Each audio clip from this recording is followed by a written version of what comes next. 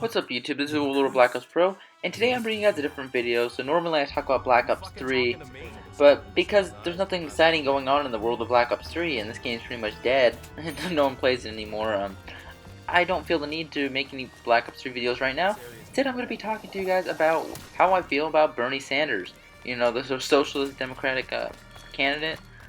Well, the reason why I'm making this video is because, well, some friends and I about a week ago had a discussion about Bernie Sanders and his policies and whether or not they would actually work, because Bernie Sanders is proposing some pretty ambitious policies for this country, like single-payer health care, tuition-free college, just to name a few. I mean, he's proposing a lot of other stuff like $15 minimum wage with benefits, and I just want to give you guys my thoughts on them. Now, I just want to make it perfectly clear that if you guys are Bernie Sanders supporters, I'm not making a personal attack on you or anything, but I'm just telling you guys my opinions on Sanders' policies and what he proposes to do if he's elected president. Of course, I'm not a Sanders supporter by any means, but I'm just telling you what I think, and take from it what you will. So one of the big issues in Sanders' campaign is saying, oh, there's so much wealth inequality in this country. You know, the gap between the rich and the poor is wider than in any time since the 1920s. Well, Sanders, of course, you're always going to have people at the top, because the people who do well in this economy, like, for example, they start a business and it booms and it just gets huge. Of course, you're going to have people at the top, but you're always going to have people at the bottom. That's how society works. If you do well in this economy, yeah, sure, you deserve to have a lot of money, because, you know, you had to put your own money on the line when you start a business, because, you know, businesses, when you start a business, you can either become a success or you can completely fail. You can lose everything. You're putting your money on the line in hopes of economic gain, and that's what people at the top did, and they were successful. So, yeah, of course, we're always going to have people on the top, and he complains about how, oh, the top 1% has pretty much everything. Well, the top 1% is the top 1% for a reason. They're the people who, the business owners, they're the entrepreneurs, they're the people who start businesses and make jobs for millions of people. So, of course, they're probably going to have a lot of money. And then, yeah, he tries to propose things like, oh, well, we got to give people a living wage. Millions of Americans are working for totally inadequate wages. We must ensure that no full-time worker lives in poverty. The current minimum wage is starvation pay and must become a living wage. We must increase it to $15 an hour over the next several years. Well, here's the thing, Bernie. Okay, so the current federal minimum is $7.25 an hour, right? Well, 96% of the American workforce works for wages above that, so you're only talking about maybe 4% of the population here. And look, minimum wage is minimum wage for a reason. That's for, like, high schoolers getting their first job at McDonald's or something. Like, that's what minimum wage is for. It's not for your everyday citizen. I mean, yeah, sure, some people do have minimum wage jobs, like, well into their adulthood years, but most people move up the economic ladder after gaining some experience at the lower end jobs. They move up the ladder. And plus, increasing it to $15 an hour, that's over doubling it. So it's $7.25 to $15. That's more than double. That's going to be just bad for this economy. Now, in economics, there is no such thing as a free lunch, right? So if you just give people $15 an hour, that money is going to come from somewhere, and that's going to come from business owners. That's going to come from the average American citizens who have to pay for higher prices for goods and services when businesses raise prices to compensate for increased operating costs. But not only that, like, businesses, what happens when the price of workers increases, they start to reduce the amount of operations they have, so they don't need as many workers. That results in layoffs. So they reduce the size of the workforce to save costs. So not only are you increasing unemployment, but also the businesses might turn to something like automation. So in today's society, you increasingly see businesses turn to automated systems, computer systems, to do tasks that low-skilled workers normally did. Like, that's what happens, because if we're gonna start mandating that people pay workers at least $15 an hour, well, you're gonna see a lot of businesses going towards robots really replacing jobs, certain jobs. That's what you're gonna see, because if you invest in a machine, the machine can do things more faster, better, and more economically than a human could. So yeah, it might make sense for a business to finally invest in machines when the minimum wage increases here. And also, it's just going to increase inflation across the board because businesses are going to have to raise prices in order to compensate.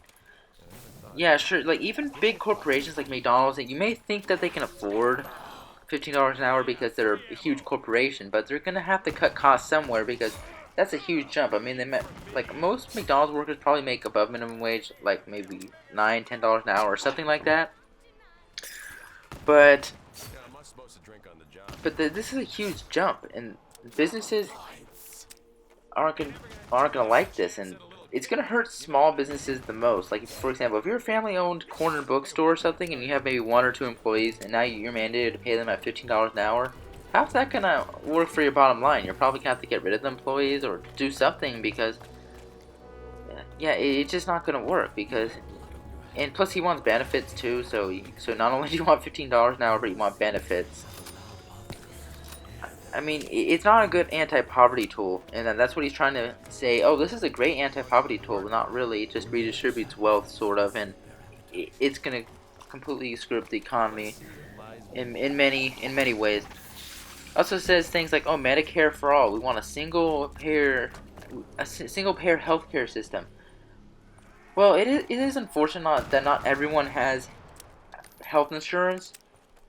But the problem with this is that if you introduce a single payer healthcare system, it's just gonna make the problem worse. Because in a single payer system, like pretty much, yeah, you just get free healthcare, and then the cost of old Americans' healthcare is divided among the taxpayers. Now, when Americans aren't concerned about the cost of something, for example, if they're not paying at the source, like if they go to a hospital. Like they don't have to pay anything under this program. If they don't have to pay anything right then and there, then they're not going to worry so much about the cost. So what you're going to see is you're going to see Americans using these services at much higher rates, and it's just going to increase the cost for taxpayers. Really, I don't see how this is going to work. Now, no, let's look at another thing like Obamacare. Obamacare claims to make healthcare more affordable. However, it makes it affordable for some. But for a lot of other people, it just raises healthcare prices by a substantial amount, and it gives you even worse coverage in some cases. So, why do we want that? Why do we want government meddling in another thing that it shouldn't be in? Like, honestly, like how are the DMV working? How's the DMV working out? Like the DMV, the post office, Amtrak. Oh yeah, by the way, Bernie Sanders actually has some positive things to say about Amtrak. We'll get into that later, but yeah, this single payer healthcare system. I mean, it looks okay. I mean, he says, oh, most other countries in the world, like most other modern countries in the world, have a single payer healthcare system. Well, most other countries are socialists, and we have a strong economy, well, better than they do in Europe. And guess what? All the European countries are socialists. They have welfare states. And they're basically just a big welfare state, and everybody gets everything for free. There's no incentive to work for any of that. And you have really high tax rates. I don't think we need that. I just don't see how that's gonna work. And then he also says how he wants tuition-free college, and like really, Bernie?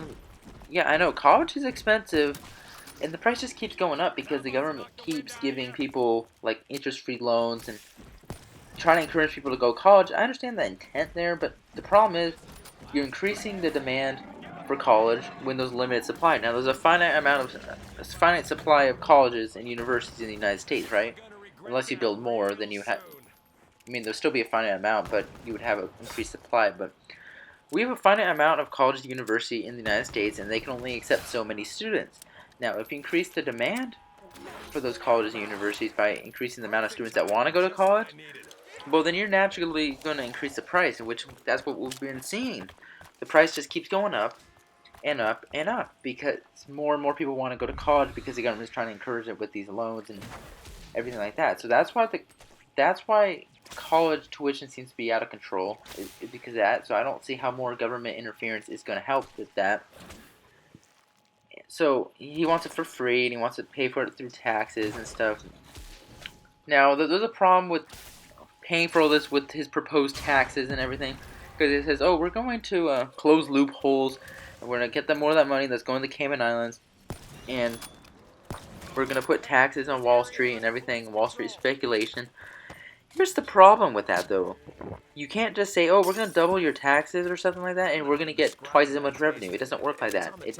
That doesn't work in economics.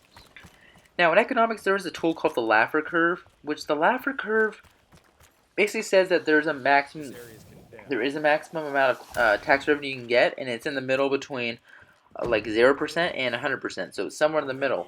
Now, as you approach 100% tax rate, it starts to get very, very small because you're taking all that money away. Like, there's no incentive to work hard when most of your money is going to be taken away by the government.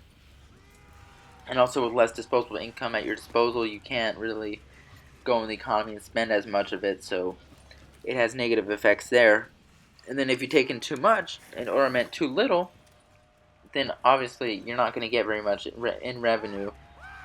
And somewhere in the middle, there's going to be some maximum amount. Now, if let's say like we want to tax billionaires, like instead of like 40%, let's just say instead of 40% income tax, we're going to have it 80% income tax. That's not going to double the money. Now, when you increase taxes on someone like that, they're going to change their behavior. They're not just going to say, okay, it's fine, government, take my money. They're not going to be like that. They're probably going to find some other loophole or store more of it in the Cayman Islands or do something like that. People change their behavior when the situation changes. So when he says, "Oh, we're gonna get $100 billion a year from this this tax, or we're gonna get $300 billion a year from Wall Street speculation tax," it's not plausible. Yeah, you'll get some money from taxing people, but you're not gonna get nearly the amount of taxes that you propose.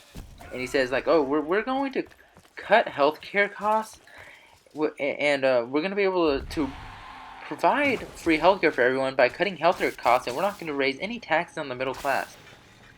Really, Mr. Sanders? Okay, if for your plan to work, you would have to cut healthcare costs by 47%. 47%, that's nearly half. You're not going to be able to do it. I don't see that happening. So, yeah, our taxes are going to go up enormously. Now, under Obamacare, it doesn't even provide health care for everyone. But you still need to do it, and if you don't, you get fined. And if you do it, your healthcare costs will go way up. Go way up if you make a decent amount of income. And then that's just stupid, because what he basically have to do is if you make a lot of money, like for example, if you go to college, you get a good job, you make a lot of money, the government's gonna take more of that money away from you and give it to some slob at the bottom who, didn't try as hard in school and has a dead end job, and he's gonna Uncle Sam's gonna make you give some of that money to them, and yeah, that's fair. Somehow, wealth redistribution is fair. It just is not. Yeah, when I'm looking, I look at the Bernie Sanders website right now, and to me, it just, yeah, I mean, some of the proposals are ambitious and things, but it's just, I don't see how this is going to work. I'm not even sure how Bernie's so ahead in the polls right now, catching up to Hillary, because he is a self-proclaimed socialist, and I thought most Americans were against socialism, but then again, I could be wrong. It seems like a lot of younger people are gravitating towards this guy, because let's look at the millennial generation. I'm a part of the millennial generation technically, so, well, a lot of us, we grew up during the Great Recession, right? So when millennials grow up during the Great Recession, right, they see their parents and they struggle to pay the bills, struggle to put food on the table and keep the lights on because the economy is so bad, or maybe a parent lost their job or something, and that's unfortunate. But what they see is they're okay. The future is bleak. I'm going to be stuck in a mound of college debt. I'm not going to be able to afford health care, so okay, what do I do now? So they gravitate towards Bernie Sanders, and many more young people in the Democratic Party support Bernie than Hillary.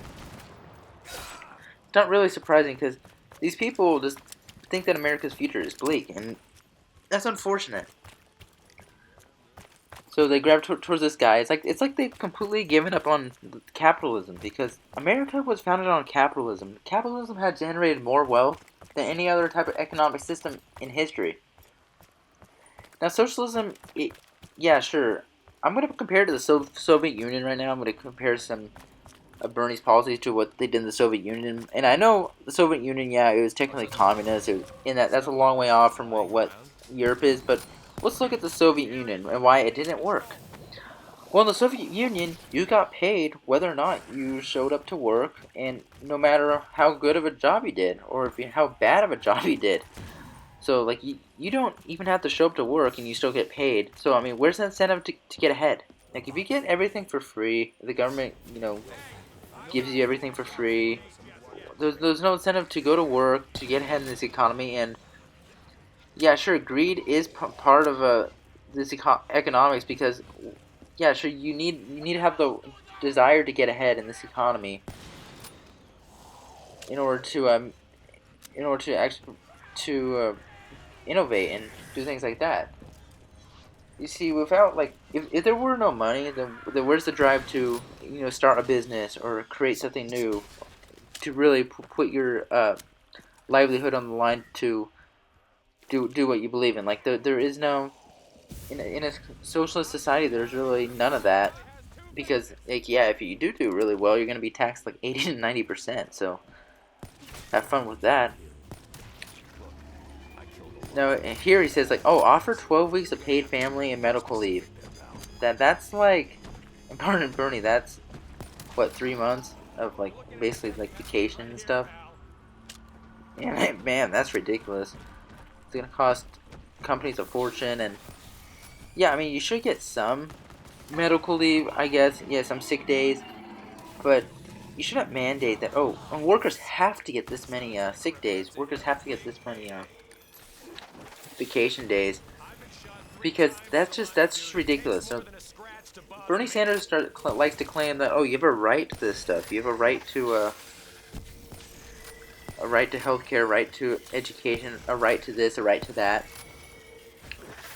Well, I can understand where he's coming from healthcare and I guess education, even though not everyone's college bound. But what? Do you have a right to vacation now? What's next? Do you have a right to a house? A right to a good job, like a high-paying job?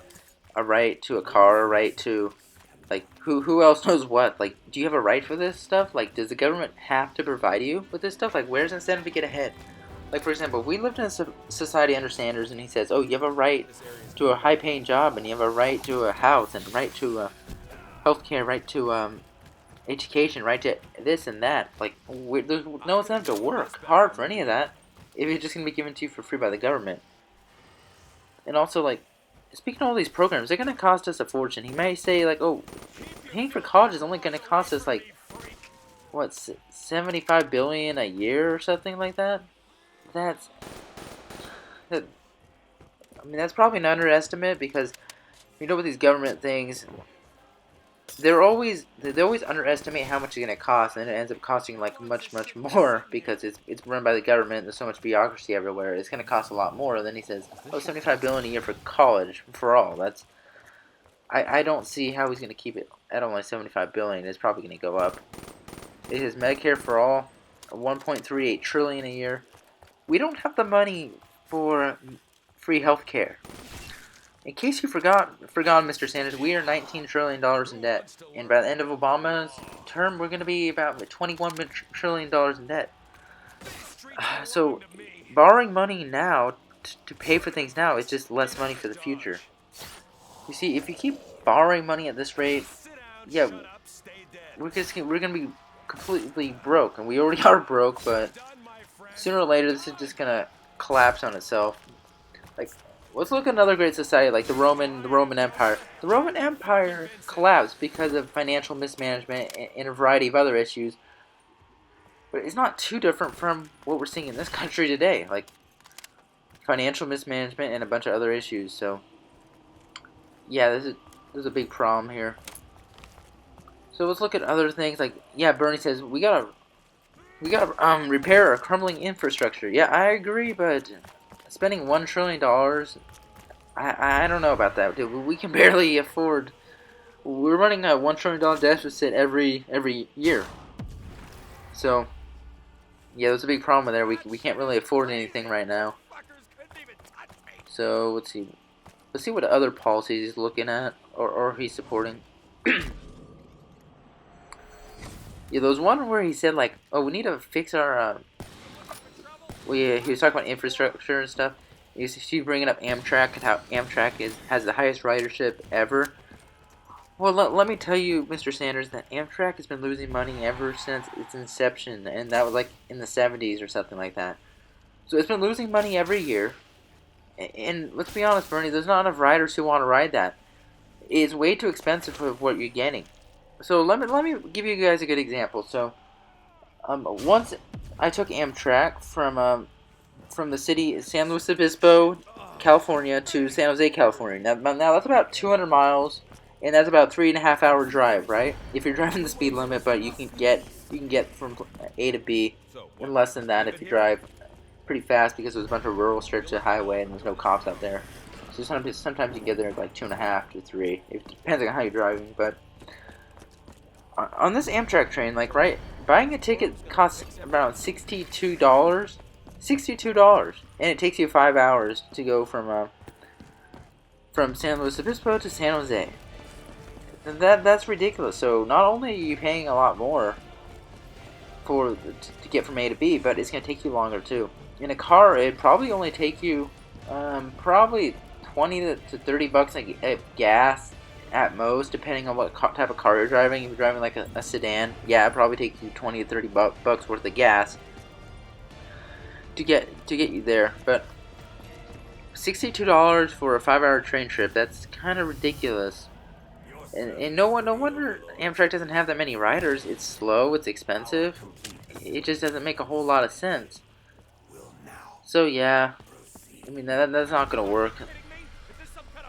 And then he also is fighting for a bunch of social issues.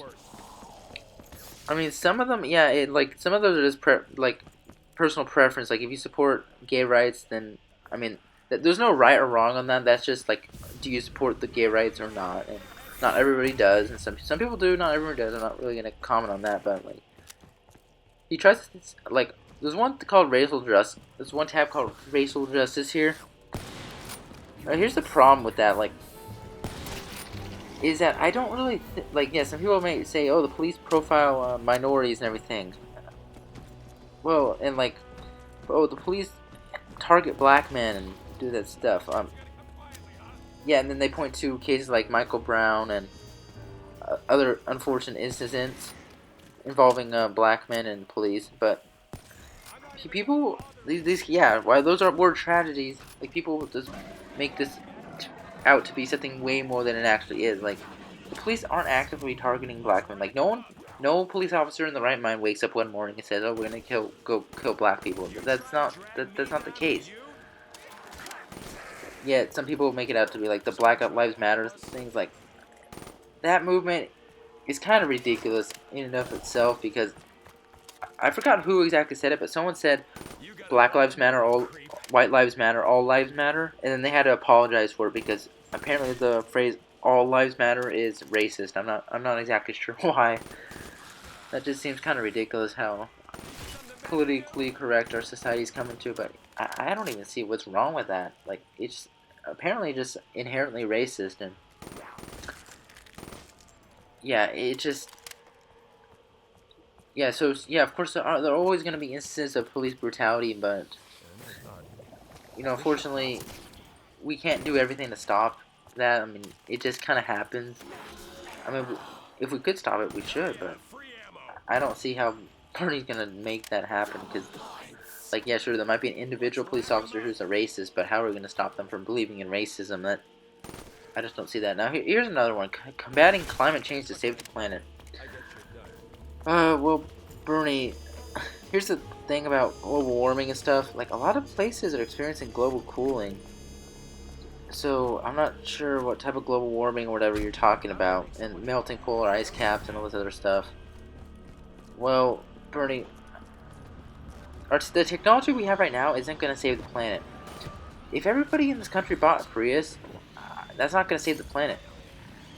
Like, for example, yeah, we could buy electric cars and stuff, but electric cars, well, when you plug them into a wall, they're getting power from electric coal-fired plants, so yeah, you're just polluting elsewhere. You're not maybe not you're not polluting at the source, which is the car, but you're polluting at some power plant like 100 miles away or something like that. See, the pollution is always going to be there as of now because we haven't developed the technology necessary to pull away from fossil fuels just yet. I mean, we have solar and wind, and those are, yeah, they are being utilized in some places, but it's expensive, and we just can't really, yeah, I mean, we barely have enough money as it is, as a country. Like, so what are we going to do? We're going to, rack up our national debt even more so we can pay for all this green initiative stuff. Yeah, I just don't see it happening. Plus, yeah, just some of this stuff, like, it just doesn't make sense to me. Yeah, I mean, sure, some people, like, yeah, sure, we shouldn't purposely pollute the environment, but things like carbon taxes, it's just going to stifle the economy. I just don't see it working out well. So until we find out something that's economical and actually makes sense in today's economy and that's green, like, we shouldn't invest in all this other crap that's is not going to work. Because what if it's done? On a cloudy day, you're not going to get any solar energy. On a windless day, you're not going to get any wind energy. But however, it could be snowing outside, and like in a blizzard and stuff. You're still going to get power from a coal-fired plant. So, and given that the United States has a tremendous amount of coal reserves, I think we should stick to coal until we find something better, like nuclear fusion. Like, if we found nuclear fusion, that'd be great. But we have nuclear fission right now, and that's that's creating that creates problems because people are like, oh, it's gonna have a meltdown. It's gonna be like Chernobyl or Fukushima. Like, not that really hasn't happened in this country. So, except that I think there was one like the 70s or something where it, like, meltdown or had a near meltdown or something. But I forgot. I think it was like 3 Mile Island or something. I forgot exactly what it was called. But nuclear power, I don't think has been a huge issue. But I mean, it's clean. I mean, yeah, sure, you do have to dispose of the toxic waste, but you can always do it in the desert somewhere, like in Nevada. No, I was about to say Mexico, but I meant Nevada or something. So yeah, he just says, oh, we gotta reform Wall Street, make everyone pay their fair share. Well, it's not really the fair share. Like, I don't know what Sanders is thinking. I mean, honestly, a lot of this stuff, these policies just don't make a whole lot of sense to me, and I'm not sure why so many young people are attracted to this guy. I mean, yeah, sure, the economy hasn't been great. We've had a slow economic recovery for the most part, but socialism isn't the way to go. This is just gonna make our economic problems even worse, and I don't see how we're gonna be able to pay for all this stuff. So yeah, these are just my thoughts on Bernie Sanders and some of his policies. Just let me know what you think in the comment section. As always, thanks for watching. This has been World at War, and see you guys later.